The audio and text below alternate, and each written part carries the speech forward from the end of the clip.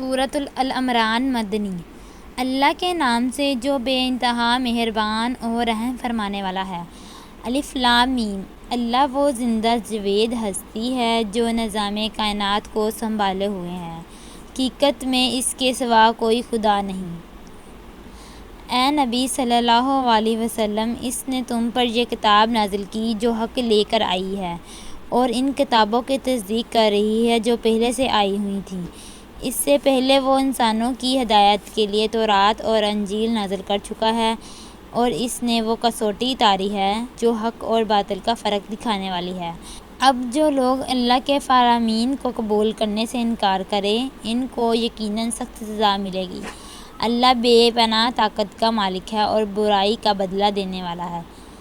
زمین اور آسمان کی کوئی چیز اللہ سے پوشیدہ نہیں۔ وہی تو ہے جو تمہاری ماؤں کے پیٹ میں تمہاری صورت جیسی چاہتا ہے بناتا ہے۔ اس زبردست حکمت والے کے سوا کوئی اور خدا نہیں ہے۔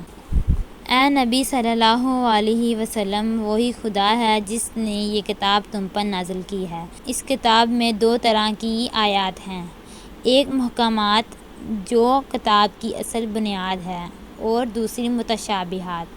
جن لوگوں کے دلوں میں ٹیڑھ ہے وہ فتنے کی تلاش میں متشابہات کے پیچھے پڑے رہتے ہیں اور ان کو معنی پہنانے کی کوشش کیا کرتے ہیں، حالانکہ ان کا حقیقی مفہوم اللہ کے سوا کوئی نہیں جانتا، برخلاف اس کے جو لوگ علم میں پختہ کار ہیں۔ وہ کہتے ہیں کہ ہمارا ان پر ایمان ہے، یہ سب ہمارے رب کی ہی طرف سے ہے، اور سچ یہ ہے کہ کس چیز سے صحیح سبق صرف دانشمند لوگ ہی حاصل کرتے ہیں۔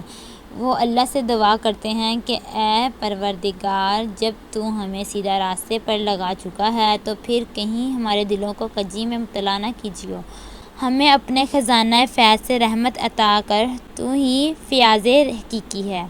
پروردگار، تو یقیناً سب لوگوں کو ایک روز جمع کرنے والا ہے جس کے آنے میں کوئی شبہ نہیں، تو ہرگز اپنے وعدے سے ٹلنے والا نہیں ہے۔